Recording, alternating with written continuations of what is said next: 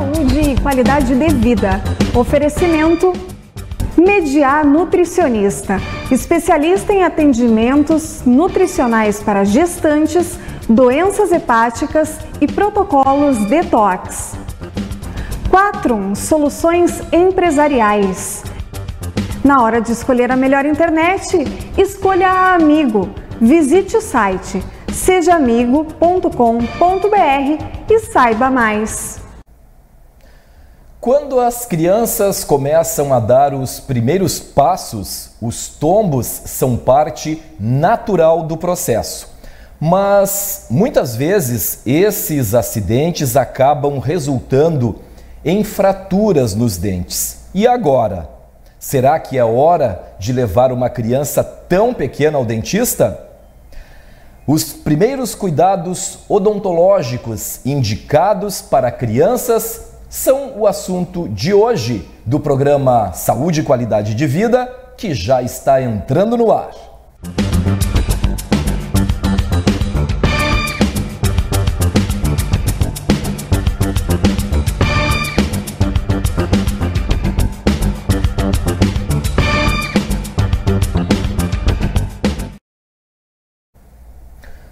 Olá, sejam todos muito bem-vindos a mais uma edição do programa Saúde e Qualidade de Vida. Para falar sobre o tema do nosso programa de hoje, nós estamos recebendo aqui no nosso estúdio a odontopediatra e ortodontista, doutora e professora Alice Souza Pinto. Olá, doutora, prazer em tê-la conosco, obrigado por ter aceito o nosso convite. Seja bem-vinda ao Saúde e Qualidade de Vida. Muito obrigada, eu agradeço a oportunidade. Está certo. Vamos começar já tirando algumas dúvidas, né? Quando o assunto se refere à criança, sempre tem muitos questionamentos, muitas dúvidas, muito a se falar, né, doutora? Por volta de 1 ano de idade, quando os bebês começam aí a caminhar sozinhos, as quedas, né, como eu falei na abertura do programa, são frequentes e eventualmente pode haver o risco de alguma fratura, né, nos dentes. Como pais e também cuidadores devem proceder nestes casos especificamente, doutora? É verdade. Normalmente, de 0 a 3 anos é onde ocorre a maior frequência de traumatismos dentais, envolvendo fratura, inclusive perda de dentes de leite. E o necessário é o familiar, o responsável, buscar um atendimento de urgência odontológico, de preferência especializado em odontopediatria. Então nós temos excelentes profissionais na cidade e esse profissional ele vai o quê? Fazer uma radiografia desse dentinho, avaliar o grau de gravidade e a necessidade desse dente ser restaurado na sua integridade de saúde ou até mesmo ser removido diante da gravidade de alguns traumatismos dentais. Doutora, começam a nascer ali os primeiros dentes, mais ou menos na faixa? 6 meses, 8 meses de idade. E o que nós temos que pensar é que o germezinho do dente permanente, ele está se formando junto. Muitas vezes tocando a raiz do dentinho de leite ou 1 milímetro aquém de distância, muito próximo. Então, muitas vezes um traumatismo normalmente acaba afetando um grau mais grave ou menos grave o dente permanente que também está se formando. Mas ele já vem junto com... O dente permanente ele se forma a partir do dente de leite. Quando a criança tem ausência do dentinho de leite, o permanente acaba não se formando, não se desenvolvendo. Então existe uma ligação direta entre um e outro e o germe, que é o bebezinho do dente permanente, já com 1 aninho, muitas vezes está presente, especialmente se for o dente anterior da frente. E muitas vezes esse traumatismo, essa batida, essa queda da criança acaba prejudicando o dentinho permanente. Por isso que esse traumatismo de dente de leite às vezes parece bobo, superficial, não foi nada, só sangrou a gengivinha, mas pode muitas vezes comprometer o desenvolvimento do dente permanente. Porque ele tem essa ligação. Exato. Olha, isso aí era uma coisa que pelo menos eu não sabia, né? A gente que é leigo no assunto, né? E é muito importante a gente cuidar, porque esse traumatismo, em alguns casos, deve ser acompanhado ao longo de 2 anos pós-trauma. Porque o dente de leite pode necrosar, o nervinho pode morrer e essa infecção se perpetuar para o permanente e comprometer a vitalidade do germe permanente e a criança vir a se desenvolver sem esse dentinho permanente. Acontece. Em função dessa queda batida aí no dentinho dentinho de leite, com 1 aninho, 2 aninhos, 3 aninhos. E essa faixa etária que a senhora mencionou aí é justamente em função de ser a fase, né, da criança, em função da faixa etária ali, onde ela está começando a dar os primeiros passos e as quedas são maiores, seria isso aí. Com certeza. São dados, assim, de que realmente é nessa faixa etária. De 0 a 3 anos na dentição de leite e de 8 a 10 anos na dentição permanente. Porque também a criança na pré-adolescência começa a praticar esportes, andar de bicicleta, skate. Aí já é uma outra fase. Exato, futebol, patinação. Então existem os protetores, né, bucais para esporte, fazer lutas. Então também é uma fase que o dente permanente, já nascido, com 8, 10 anos, sofre um alto índice de traumatismos dentais. Na verdade, os pais, enfim, se preocupam, neste caso, né, desta faixa etária, quando começa a prática de esportes e a sair mais, de proteger, né, cotovelo, joelho, enfim, exatamente, né? Mas também é importante, né? A doutora acabou de falar. É muito importante, né? Muito importante. Muito importante, na verdade. Doutora, há necessidade de levar a criança ao dentista quando começam aí a nascer os primeiros dentinhos de leite, independente de queda ou não, mesmo antes de 1 ano? Com certeza. Nós costumamos dizer, e cada vez mais as famílias, os pais estão se tornando conscientes disso, que o bebê deve ir ao consultório do odontopediatra no pré-natal, ainda com a mãe gestante. Porque algumas doenças bucais, por exemplo, a doença periodontal, que é aquela doença que envolve acúmulo de tártaro, né, retração gengival, mau hálito, na mãe pode causar um parto prematuro, o nascimento de bebês de baixo peso e também, muitas vezes, um aborto espontâneo daquela mãezinha, daquele bebê que está sendo gerado. Em função disso, doutora? Em função disso, em função da doença periodontal, problema da gengiva. Quer dizer, a mãe tem que se tratar. Exato. Então, a gente está observando uma leva maior de profissionais da área da saúde, especialmente os médicos obstetras, de encaminhar pacientes gestantes para uma avaliação junto ao odontopediatra, junto ao periodontista, que trata dessas mazelas dos tecidos moles e de suporte do tecido dentário, para que elas possam ter a estabilização da sua doença bucal diante, né, do diagnóstico constatado e evitar que essas toxinas da doença periodontal, dessa doença da gengiva, afete o desenvolvimento adequado daquele bebê. E claro, no momento que o bebê nasce, aí é interessante fazer a consulta inicial desse bebê, muitas vezes antes do primeiro dentinho ou de preferência até o nascimento dos primeiros dentes, porque daí as orientações odontológicas vão se basear e orientar, né, aquela família para evitar a doença periodontal, que é a doença da gengiva, a doença cárie, os traumatismos dentais, o que fazer caso, né, os pais se defrontem diante dessa situação, o uso do flúor ou não, a frequência e como fazer a higiene bucal. Então isso envolve essa consulta do bebê já ele nascido no consultório do odontopediatra. Doutora, essa questão da mãe aí é extremamente importante, né? Vou voltar um pouquinho aí, porque normalmente a gente não ouve falar muito, né? Enfim, ela se prepara ali, como é que chama? Por pré-natal, né? De todas as formas, isso. Enfim, faz todos os procedimentos. Mas essa questão com os dentes, né, com essa higiene, já a gente não percebe muito isso aí. Não sei se não é muito divulgado. E aí, de que forma que a mãe tem que lembrar desse start aí, desse... É muito interessante porque, de preferência, no primeiro trimestre, a mãe já tem que estar com a sua saúde bucal estabilizada, né, bem saudável. Isso é muito importante, porque as toxinas da doença periodontal, existem vários estudos científicos, meta-análise, análise sistemática, revisão sistemática, em que eles compilam os melhores estudos do mundo, que já se comprovou que o problema da gengiva na mãe, ou seja, aquela mãe que tem sangramento gengival, que sabe que tem que fazer uma limpeza eventualmente no dentista e não vai porque está grávida, tem um folclore, né, uma lenda, gestante não pode ir ao dentista, né? Isso na verdade é bem ao contrário. É bem ao contrário, porque muitas vezes os exames médicos obstétricos estão normais, está tudo bem, e a mãe da noite por dia, e eu tenho pacientes nessa situação, ganhou o bebê, né, uma contração involuntária que o médico não sabe explicar, mas aí ela chegando ao consultório com o seu filho, eu digo, posso lhe examinar, a senhora me permite, né, examinar, eu constato a doença periodontal nela.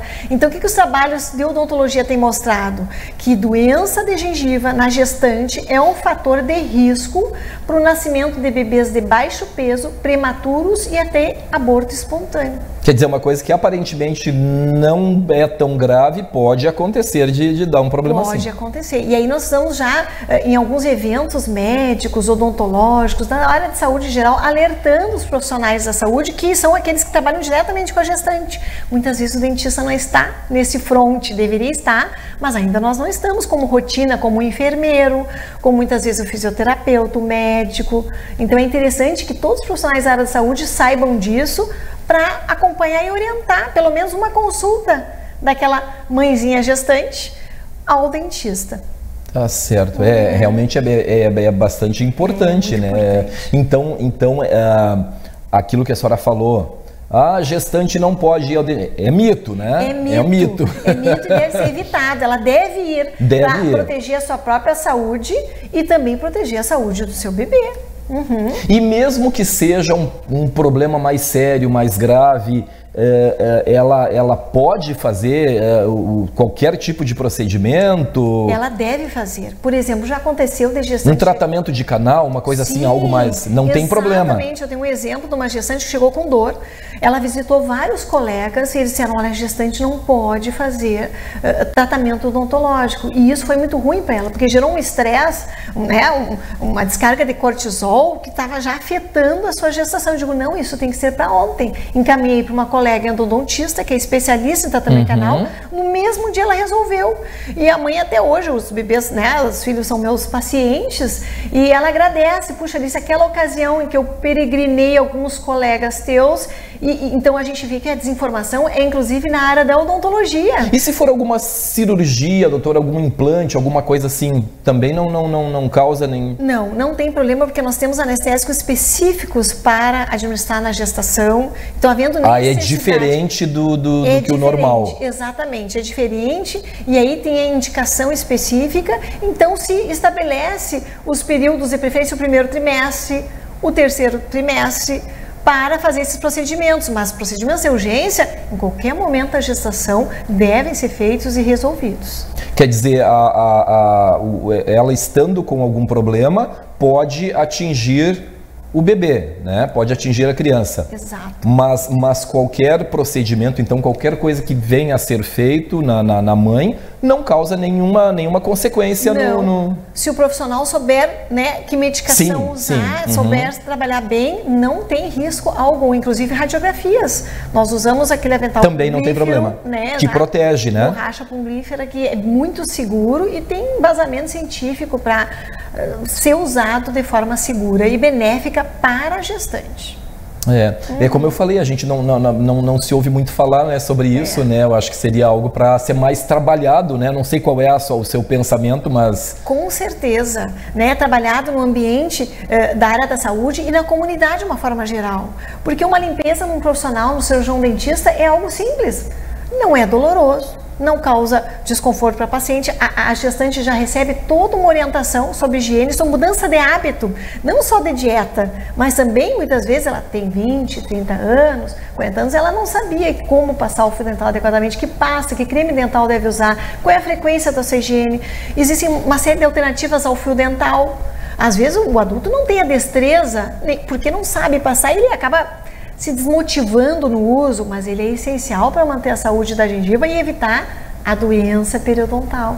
Então é importante que esses esclarecimentos cheguem à comunidade, porque a ciência é feita para a comunidade, só que muitas vezes fica restrita aos ambientes científicos de educação, que são as universidades, e a comunidade acaba não se beneficiando. Não é externado, né? Exato, isso é uma lacuna que nós temos e a gente está tentando, né, resolver, orientando os profissionais que atendem, né, esse público. Realmente tem que ser um trabalho, né, como a senhora falou, desde lá do posto de saúde, lá do bairro onde a pessoa mora, próximo à casa, e aí ir criando essa consciência, né? E interdisciplinar e multidisciplinar, desde o funcionário que recebe a gestante, a enfermeira que vai acolher, vai dar as orientações, o médico que vai acompanhar a gestante ao longo do seu pré-natal, o pediatra que já recebe aquele bebezinho muitas vezes, né, para encaminhar ao odontopediatra também para dar toda aquela bagagem educacional em termos de saúde bucal.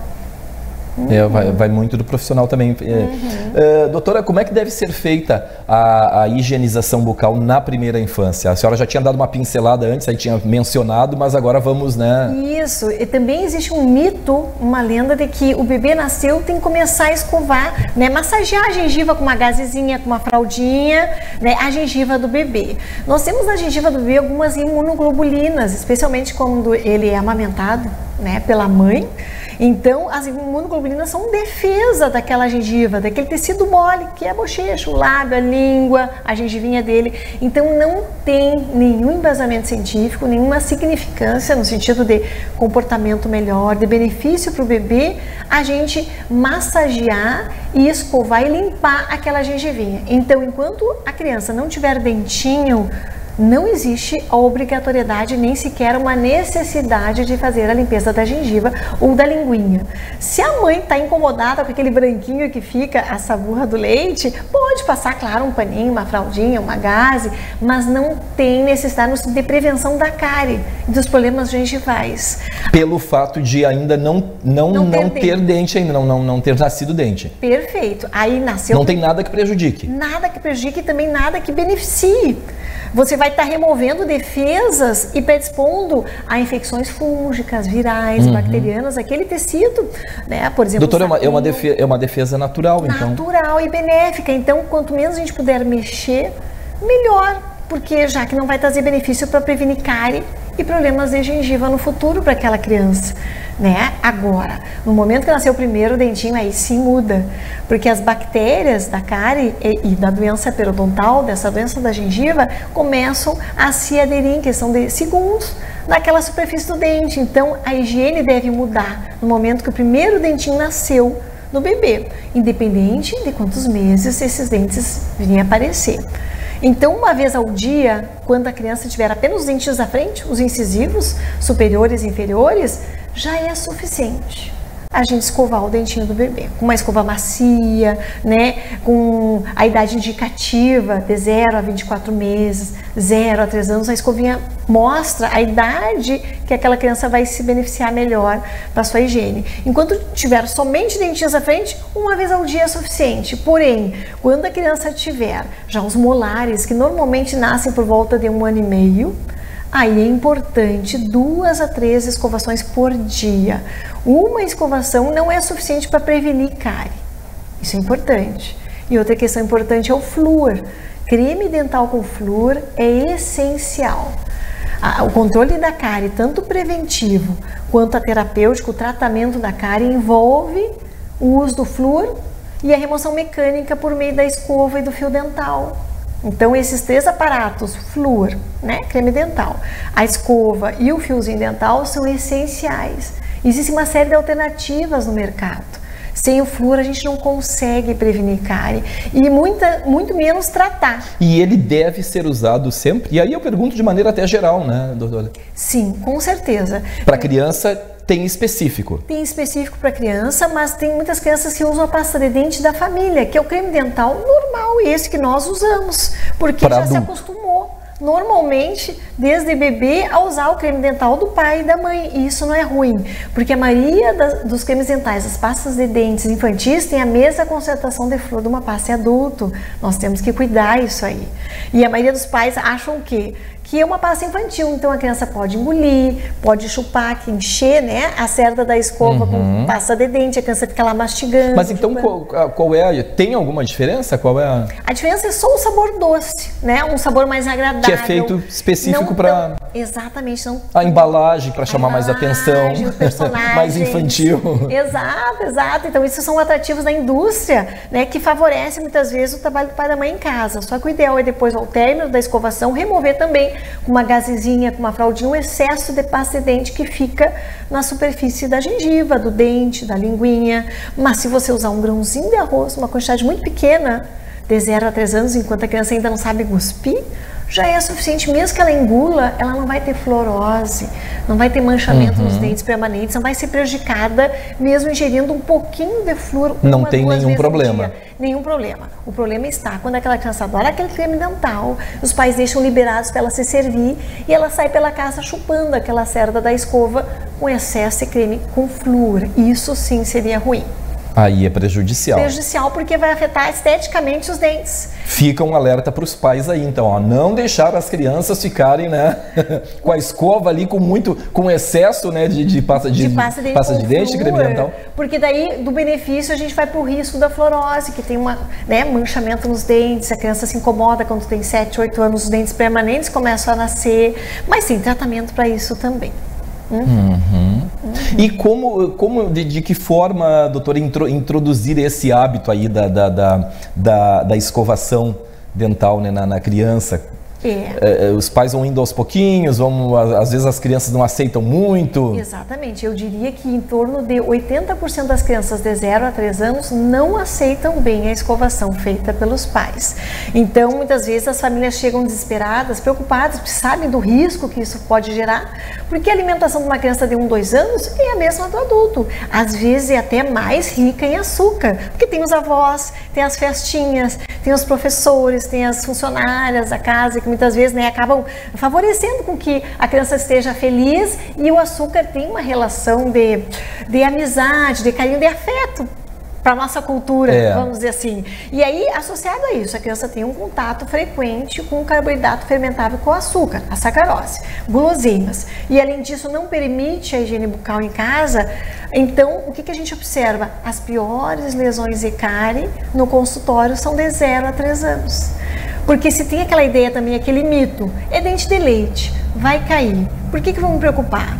Só que o último dente de leite cai por volta dos 12 anos, é importante lembrar. E o germezinho do permanente, como está se formando logo na pontinha da raiz do dente de leite, uma infecção que afete o nervo, a polpa do dente de leite, pode muitas vezes comprometer a saúde do dente permanente, porque aquelas bactérias que estão profundas, além de causar dor naquela criança, vão também muitas vezes causar necrose e infecção no dente permanente. Então, existem técnicas sim que o odontopediatra está capacitado para orientar aquelas famílias em consultório. Sim. E é bem simples. A técnica joelho a joelho é a que eu mais uso, os pais gostam bastante, e quanto mais eles insistirem no dia a dia da criança, mais a criança vai relaxando, vai ficando tranquila, porque o pai e a mãe amam ela, os dois estão reunidos ali, juntos, num prol da saúde da criança, e a criança vai cedendo, vai relaxando, e a gente consegue pelo menos 1, 2 vezes ao dia uma eficácia do controle da placa bacteriana em casa. Isso é essencial. Claro. Tá certo. Doutora Alice, nós vamos fazer agora um rápido intervalo, né? Os primeiros cuidados odontológicos indicados para crianças é o nosso assunto de hoje, né, que está sendo tratado aqui pela odontopediatra e ortodontista, doutora professora Alice Souza Pinto. Nós vamos ao intervalo aqui no Saúde, já voltamos.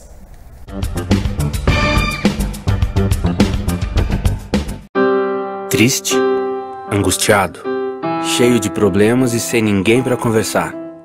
Então disque 188. 188 é o novo número de atendimento telefônico do CVV, Centro de Valorização da Vida. De orelhão, celular ou telefone fixo, a ligação é gratuita e funciona 24 horas todos os dias. Ligue 188 e receba apoio emocional. Hold on. Hold on. You are not alone.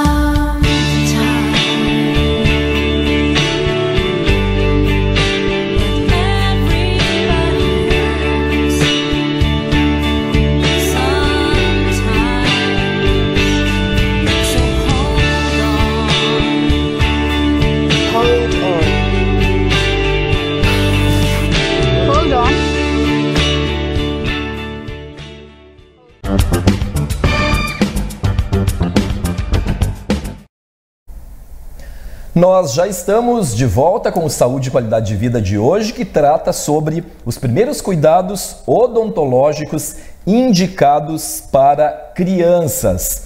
E está conosco aqui em nossos estúdios hoje a nossa convidada, a doutora, professora Alice Souza Pinto, odontopediatra e ortodontista. Doutora Alice, nós falávamos no bloco anterior a respeito da escovação, né, do hábito da escovação dental na criança. A senhora já mencionou também, mas sempre é importante repetir, né, qual seria essa idade ideal aí para iniciar esse processo da escovação? Não existe uma idade específica, porque depende do nascimento do primeiro dentinho. Nasceu o primeiro dente, essa escovação deve ser dada como uma rotina, pelo menos uma vez ao dia. Então tem bebês que com 4 meses já chegam com dentinho ao consultório, tem outros que com 1 ano ainda não tem dentinho. E é normal essa diferença? É normal, tem uma relação genética, hereditária, familiar. Sim, sim. Então, até 1 ano e 13 meses, a gente considera como sendo fisiológico.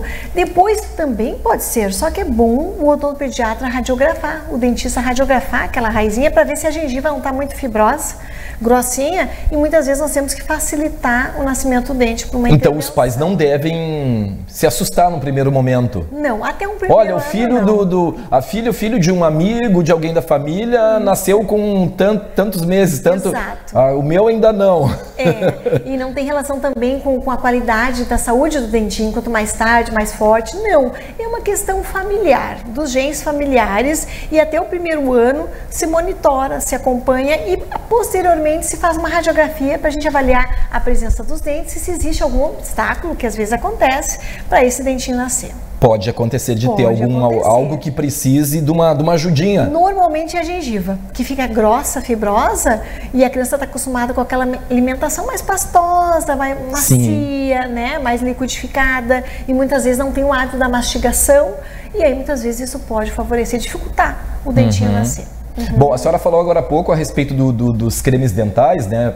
Inclusive uma coisa também que, por exemplo, eu não sabia, né? Que não tem muita diferença aí do creme dental que nós usamos, né? Mas com relação à escolha, né? Do creme dental e da escova, né? Quais são os detalhes aí importantes, né, no momento de escolher? Por exemplo, o creme dental, a senhora já falou, a escova de dentes, né? A escova de dente infantil, ela tem que ser compatível com a idade. Então tem escovas, marcas que colocam de 0 a 24 meses. Que a senhora falou que tem a indicação aquela. Indicação. Escova macia, né, com cabeça arredondada, escova compatível com o tamanho da criança, e a idade indicativa, né, tem sempre o fabricante... Tem a orientação ali. E o creme dental tem um detalhezinho. Nós temos normalmente 3, 4 tipos de cremes dentais infantis em relação à concentração de flúor. Um é sem flúor, o outro tem 500 ppm de flúor, que é partes por milhão de flúor, outros tem 750 e outros tem 1100. Na concentração de 1100, todos dizem escritos às vezes naquelas letrinhas miúdas atrás. Eles costumam ser, a maioria, 1100, só que tem outros que têm concentrações abaixo de 1000 e elas não são efetivas na prevenção da cárie.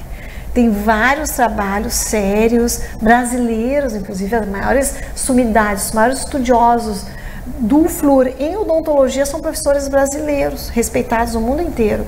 E aí o que se percebeu? Todo creme dental com menos de 1000 partes por milhão de flúor na embalagem não é efetivo para prevenir nem para paralisar a cárie, porque essa pasta de dente com mais de 1000 partes por milhão de flúor pode até paralisar a cárie ativa, lesões ativas de cárie. E como é que a senhora falou que vem essa indicação? É a sigla? Ele está escrito 1000 ou 1100, acima de 1000 qualquer creme dental é efetivo tanto para adulto quanto para criança. E aí é 1000 ppm de flúor, né? Aqui no Brasil... BPMs. PP. Partes por milhão de flúor. ppms de flúor, né? Mas eles dizem assim, 1000, 1100. Quando já enxergou ali, naquelas letras miúdas da composição do creme dental, já está efetivo o creme dental para proteger o seu filho, a sua família, quanto a cárie. Então, o indicado, mais de 1000. Mais de 1000, isso mesmo. Pelo menos 2 vezes ao dia. Quando o bebê só tem dentinho da frente, 1 vez ao dia a escovação com esse creme dental é suficiente.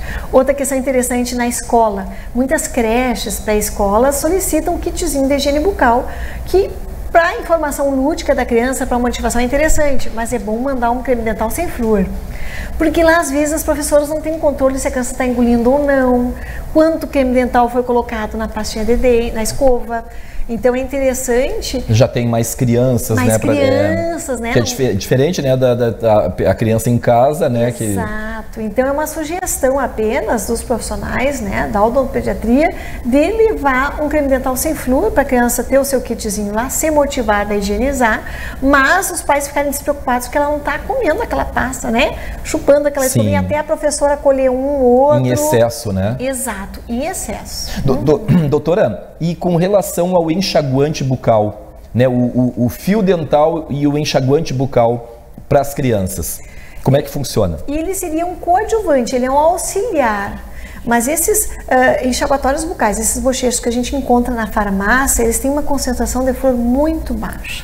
Muito baixa, é 0,05 ppm de flúor, equivale a 225 partes por milhão de flúor. Então nós estamos falando do creme dental que o ideal tem acima de 1000. Né?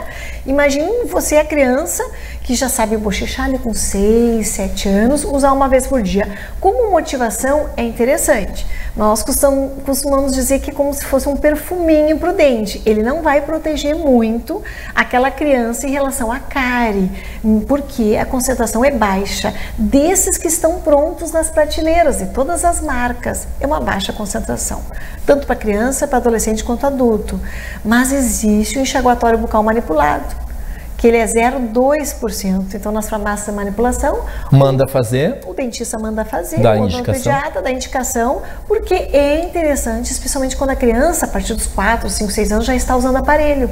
Tem muitas alterações bucais que a criança tem que botar um aparelho fixo a partir do 4 anos de idade, e aí o enxaguatório ele é um auxiliar naquela higiene do aparelho fixo no palato. E se engole um pouco ali, se causa algum problema, tem alguma... Se a criança estiver em jejum, sim. Assim como se, por exemplo, ela ingeriu o flúor do dentista em consultório, que é usado só no tratamento da cárie, não é preventivo, ou se ele comer muita pasta de dente em casa. Então o jejum beneficia aquela absorção 100% daquele líquido. Agora, se foi depois do almoço, né, se foi depois das jantas de dormir, normalmente é quando a família faz aquele bochecho, sim, não tem problema, é um pouquinho, só que é melhor evitar. Por isso que nós indicamos quando a criança deverá usar, né, o enxaguatório bucal a partir dos 6 anos de idade, nunca antes. Que daí ela já tá maiorzinha um pouquinho, já tem noção. Entende. Que antes também é meio complicado, né? É meio complicado. Acha que tem que engolir, que tem que... É preferível aumentar uma vez ao dia a escovação, porque a criança vai se beneficiar melhor pela remoção mecânica daquelas bactérias, a placa bacteriana com o fio dental e a escovação, e com creme dental, do que inserir um enxaguatório de flúor. Vai ser mais benéfico para a saúde dela. Então, 6 anos, a partir de 6 anos. Isso mesmo, a partir dos 6 anos e com indicação profissional, porque é melhor o flúor manipulado do que o flúor pronto em farmácia, que ele acaba muitas vezes trabalhando como placebo, não tem muito benefício, ele é mais motivador, fica com um gostinho bom, a criança fica feliz, né? Mas em termos de benefício, é muito pequeno. É pouco, é pouco. É pouco. Bom, agora um vilão aí, ou enfim, um mito, a doutora vai ter que nos explicar agora. Os dentistas aí e médicos normalmente desaconselham, né, o uso da chupeta, né, doutora? Mas claro que daí os pais acabam optando, né, optam por usar, enfim, com a intenção de acalmar, né, mas na realidade, quais são os efeitos aí, né, da chupeta, principalmente na saúde, né, na saúde dos dentes de uma criança? Se possível evitar... Que sempre tem muito essa dúvida, né? Exato. E é um assunto que envolve várias áreas. Por exemplo, a odontologia, na odontopediatria, a otorrinolaringologia e a fonoaudiologia. Então, se os pais puderem realmente optar pelo não uso da chupeta, melhor. Mas também os pais não devem se culpar. Parece que os pais, a gente nasce com culpa, né? Puxa, dei a chupeta, não dei, né? Fica, né, aquela ansiedade, não. O que se sabe é que até os 2, 3 anos, o bico ele causa dano sim, mas eles são 100% reversíveis. Se você conseguir negociar com a criança, entregar para o Papai Noel, combinar, olha, já está grandinho, vamos levar para um bebê, não precisa mais, as crianças começam a entender a partir dos 2 anos perfeitamente esse combinado. Às vezes existe um apego maior dos pais ou da funcionária da casa, ou mesmo das professoras, né, da creche para a escola, do que propriamente da criança. Ela se desapega fácil, mas os pais, né, a qualquer choro, a qualquer virose, acabam recorrendo à chupeta. Mas qual é o problema da gente persistir ao longo dessa idade, 2, 3 anos de idade, a criança usando? É que o céu da boca ele fica estreito. Fica profundo, começa a ter alteração de mordida aberta anterior, os dentinhos começam a se deslocar e ficarem tortos. Isso afeta a fala, porque a criança já com 2, 3 aninhos de idade, teoricamente fala muito, e prejudica a pronúncia de alguns fonemas e a evolução daquela fala da criança, e também uma respiração mais bucal. Então a criança tende a roncar mais, né, respirar mais pela boca. Mas doutora, então se tivesse que, a senhora como profissional, que aconselhar, ou enfim, que falar alguma coisa, é mais prejudicial do que favorece, mais do que prejudica a chupeta? Ele é um pacifier, né? Como dizem os americanos, tem trabalhos que mostram. Muitas vezes a mãe não consegue amamentar, tem que voltar cedo ao trabalho. Então, em determinadas situações, conforme o contexto familiar, ele ajuda a criança a saciar aquela fase oral. Não é o ideal, não é. Se puder evitar, melhor, porque os danos são grandes, e também a eliminação deste hábito deletério, né, que a gente chama que um hábito ruim, é difícil muitas vezes para a criança. Ela vai crescendo, vai se apegando cada vez mais àquela mania, assim como tomar leite com chocolatado na madrugada, né? Então são hábitos que a gente vai criando e a criança vai se apegando. É difícil de se desfazer depois, de soltar, né? Para muitas crianças então se puder evitar, sim, mas se a criança estiver usando, de preferência, restringir o quê? Ao soninho. Quando vai passear, não levar, né? Quando está no carro, não usar. Durante o dia, não deixar alcance. E isso vai facilitar com que, aos 2, 3 anos de idade, ela já vai deixando. Tanto. Exatamente. Naturalmente, vai ser uma escolha dela e vai facilitar essa decisão da família por realmente eliminar esse hábito. Porque a má formação esquelética e dentária que se estabelece a partir, né, desse uso prolongado, a partir dos 4 anos de idade, é grave e tem terapia ortodôntica para corrigir, mas aí tem toda uma questão, né, de convívio social, de bullying, de efeitos psicológicos, sim, de risco a traumatismos dentais, porque o dente fica projetado para frente. Quando a criança cai, a chance de fratura. Então quer dizer, doutora, que realmente prejudica, interfere especificamente nos dentes, ali na dentição. Isso aí é comprovado. Comprovado, e afeta também a questão respiratória e também a área da fala, da pronúncia dos fonemas. E aí, muitas vezes, o que acontece? A mãe recorre à fonoaudiologia, mas só que a fono por si só, em função da oclusão, da mordida da criança está espaçada, está com mordida aberta anterior, está alterada, não evolui aquela terapia fonoaudiológica e a profissional da fonoaudiologia encaminha para o ortodontista, odontopediatra, para fazer uma terapia de correção de mordida, para que daí sim a língua possa ser trabalhada, toda a musculatura orofacial possa ser trabalhada, e aí sim a criança ter uma evolução na terapia fonoaudiológica. E se for melhor administrado pelos pais, pode-se chegar ao ponto da criança não ter, né, o dente ali para frente, saltadinho? Com certeza. Se for restrito ao sono, uso eventual, não todo dia penduradinho, eu digo assim, não comprem aqueles, né, aqueles prendedores. Para ficar fixo ali o tempo todo. Deixa meio escondido. Cadê a chupeta? Puxa, a mãe não trouxe, mas vamos ver, vamos passear, olha para cima, olha o cachorro, se distrair com outras coisas, né? E tentar não criar essa rotina de 24 horas por dia com o bico. As alterações vão ser reversíveis até os 2, 3 anos. Então, naturalmente, a criança, ela aparece com a mordida aberta ao consultório, nós orientamos isso aos 2 anos, em uma semana já está diferente, 1 mês, 2 meses, já não tem mais aquela mordida aberta anterior. O organismo, a natureza, ela, né, se recupera muito mais rapidamente quando esse hábito é eliminado até os 3 anos. E até que ponto influencia, doutora, por exemplo, para depois, já na adolescência, enfim, a criança ali ter que usar se socorrer aí de um aparelho, né, dentário, Que acontece muito, né? Acontece muito. Ainda mais quando o uso prolongado do bico vai até os 6, 7, 9 anos de idade. E aí nós temos alguns aparelhos que quanto mais cedo forem instalados na boquinha da criança, a terapêutica ortodôntica for estabelecida a partir dos 4 anos de idade, mais rápida a resposta, melhor vai ser o direcionamento daquele vetor de crescimento, para uma posição mais favorável. Porque nós temos que usar daí aparelhos para fechar aquela mordida aberta anterior, corrigir o palato, que é o céu da boca que está estreito e profundo, melhorar inclusive a qualidade da respiração. Porque os otorrinos, eles encaminham pacientes para o odontopediatra, ortodontista, para trabalhar esta questão respiratória também muitas vezes, antes de pensar numa cirurgia de adenose, hipertrofia de cornetos, desvio de septo. Tá certo. Com relação à periodicidade, né, ideal para as consultas infantis aí ao dentista, acho que a senhora já deve ter comentado alguma coisa, mas vamos também, né, reforçar aí para os papais e mamães que nos assistem, né? É bom. Isso. Normalmente, quando a criança só tem dentes anteriores, os incisivos, nós orientamos que as consultas sejam a cada semestre. Uma vez a cada 6 meses, se ela for livre de cárie. Nunca teve experiência de cárie, mas tem situações que a criança já bebezinha se acostumou a ser amamentada ou na mamadeira ou no peito materno durante a noite muitas vezes, e à noite a gente não produz saliva e ela já chega a mesmo bebê com cárie. E aí, muitas vezes, essa frequência ao consultório deve ser mais frequente, mais rotineiro, a cada 3, a cada 4 meses. Então, varia bastante, conforme a condição, o estado de saúde que o bebê, que aquela criança chega ao consultório do odontopediatra.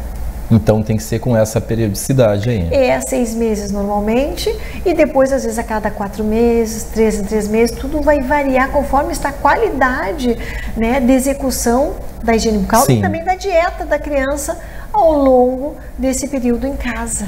De acordo com a necessidade, né? A necessidade, né, doutora? Exato.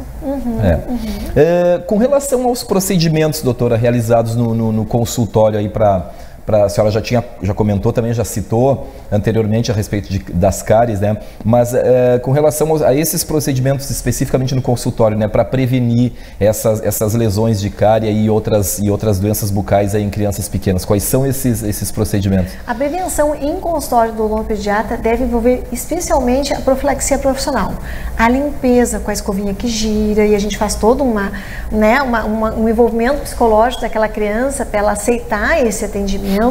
E também com manequins, com macromodelos, com material lúdico que a faça enxergar uma situação real de dentes com cárie, e também o desenho do dente com as bactérias, com os bichinhos, né? E a orientação dos pais em relação à melhor qualidade da higiene bucal. Porque o fio dental, por exemplo, comum, é muito difícil que o pai consiga fazer o uso no seu filho, porque a mão tem que colocar dentro da boca, a criança não gosta, fica brava, pode morder. Mas é algo que é bem particular, bem individual, né? Exato, mas existe também um fio dental com haste, que é o fio dental que hoje em dia a gente encontra em qualquer farmácia, mercado, e que facilita muito, porque o adulto não precisa colocar a mão dentro da boca da criança. Assim como existem técnicas de higiene bucal do bebê que são melhores. Fazer a limpezinha da boca do bebê no trocador, no banho, não é o ideal. Não é o ideal, é melhor que sejam 2 adultos juntos, na técnica joelho a joelho. Então isso tudo o profissional vai... E eu não sei se a senhora falou, mas com relação ao fio dental especificamente, tem que ser já numa idade que a criança, né, daí saiba usar e... Não, tem que ser, na verdade, o adulto ele tem que começar no momento que a criança nasceu, o primeiro dentinho não precisa, mas o segundo, o terceiro. Especialmente aqueles molares do fundo, por volta de 1 ano e meio, a 2 anos e meio, 3, é importante o uso do fio nesses já dentes, usar. Porque esses são os últimos dentes de leite a cair aos 11, 12 anos de idade. E aí o contato deles é muito comum. Então a criança que tem uma escovação perfeita, adequada, 2, 3 vezes ao dia, mas nunca usou o fio dental, é um sinal de alerta aos pais. Cuidado, porque a maior incidência, a prevalência de cárie no meu consultório é entre os dentes, onde só o fio dental vai alcançar e limpar. O creme dental não age bem, o flúor né, da água de abastecimento público também não age Não bem, chega até ali. Não chega até ali, assim como as cerdas da escova também não limpa bem. Então os pais chegam, não, mas ela tem os dentes todos afastados. E aí a criança chega com dor no molarzinho de leite, que vai cair lá com 12 anos, e aí nós temos que intervir porque nunca usou o fio dental. Mas basta uma vez por dia usa o fio dental para desorganizar aquela bactéria. Já é Doutora, e essa utilização aí do fio dental, com certeza já aconteceu, né, com alguém de casa que está nos assistindo, enfim, quando a gente, e aí eu estou falando não especificamente da criança, né, nas pessoas como um todo, né, que está passando ali, corre aquele sanguezinho, é sinal de que forçou muito. Como é que é essa administração aí na hora de usar o fio dental? Tem que ser com força, tem que... Porque normalmente acontece, né? Normalmente, quando a gente observa qualquer sinal de gengivite, que é sangramento na gengiva, seja espontânea, que é mais raro, ou durante a escovação, mas especialmente no uso fio dental, isso é um sinal de problema. Por vezes ocorre, né? Ocorre, e raramente... Mas não é normal, então? Não é normal, é sinal de um processo inflamatório decorrente do acúmulo de placa bacteriana, que a gente chama de biofilme dental naquela superfície. E a maioria das pessoas, o que pensa? Puxa, tá sangrando a minha gengiva, eu vou parar que eu machuquei, eu fiz demais. Os pais também pensam nisso da criança. Olha ali, tá sangrando, ai, nunca mais vou usar esse fio.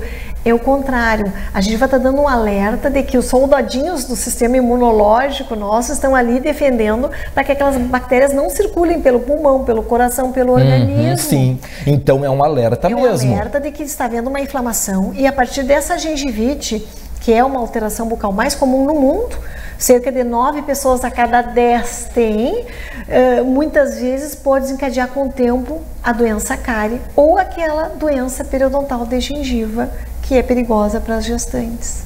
Ah, sim, que a senhora comentou anteriormente. Tudo começa com a gengivite, porque a gengivite indica acúmulo de placa bacteriana, de biofilme. E claro que o paciente, ele tem que saber como passar o fio. Às vezes acha que passa corretamente e não sabe. A gente observa até nos alunos de odontologia, orientando eles durante a graduação na faculdade, em que nós pegamos os alunos já do primeiro ao quarto semestre, e a gente observa que muitos não sabem como fazer o uso. Imagina um paciente, então cabe um profissional orientar bem esse manuseio, que é simples, não tem nada especial. Nós temos que lembrar que nós temos que não limpar a gengiva, é limpar o dente. As bactérias que causam a cárie e causam a doença periodontal, que é do tártaro, que causa a retração, estão entre os dentes. Estão nos dentes. Nos dentes. Não na gengiva. Eles não conseguem se aderir na gengiva. Doutora, e na hora, já estamos quase nos encaminhando aí para o final, mas, e com relação à escolha, tem algo assim mais importante para a senhora orientar com relação à escolha do fio dental? A gente sabe que tem muitas marcas, enfim, ou tanto faz, não é muito... Olha, depende da anatomia. Não é algo do dente. A considerar tanto. Depende da anatomia do dente, mas eu gosto de um fio dental de haste, que é usado para adulto e que eu adaptei à criança muito bem, que é de uma marca sueca, da Suécia. Ela é a melhor do mundo nesse quesito fio dental. Ela é barata, na internet nós achamos com facilidade. Mas ela não está à disposição Está à disposição na internet. Na internet, em farmácias assim não. Nas farmácias brasileiras, a um preço bem também acessível. Se encontra. Exato, e um mesmo pode ser usado por mais de um mês. Um mesmo fio dental de haste na criança pode ser utilizado por mais de um mês. Então, acaba sendo mais econômico e mais fácil para os pais usarem e na motivação da criança nessa rotina. Claro. Só para nós encerrarmos, doutora, para a gente não deixar de falar aqui também em algo bastante importante, né? Se tratando na questão quando se fala em criança, né? Apesar que não é só a criança, né? Que é a questão do medo, né, de ir ao dentista, que acomete aí pessoas, né, na verdade, de todas as idades. Mas quais são as estratégias aí? Como é que os pais podem também administrar essa questão, né, do medo aí? Porque se criou também aquele mito, aquela coisa, aquela cultura, né, de que dói e a dor, enfim, que o dentista assusta, né, doutora? Então, quais são aí as estratégias para os pais aí e também para os dentistas, né, que podem ser utilizados para para que a criança se acostume aí com esse ambiente aí, né? Hoje, com o acesso à internet, nós temos muitos desenhos, personagens que vão aos dentistas, material lúdico, conversa, tem consultas sendo explicadas e orientadas, até no Instagram mesmo, a gente coloca ali pacientes sendo atendidos. Então, essa demonstração de carinho, de afeto, de naturalidade é muito importante, porque a criança está chegando num ambiente desconhecido. A tia Alice está... É novidade, né? É novidade. Exato. Mesmo o avental colorido, né? É um ambiente diferente, chega com touca, com máscara, então é algo assim que causa certa ansiedade, medo. E por que se criou essa cultura, essa coisa assim de que medo em função de que antigamente, né, um tempo atrás não tinham muitos recursos na questão de aparelhagens, realmente era mais, digamos, mais manual, as pessoas sofriam mais na cadeira do dentista? Com certeza. Existe uma geração de pais, né, que hoje levam seus filhos e que são traumatizados. Eu escreveria um livro a respeito disso, medos reais dos dentistas. Inclusive, alguns são dentistas conhecidos, nossos, né?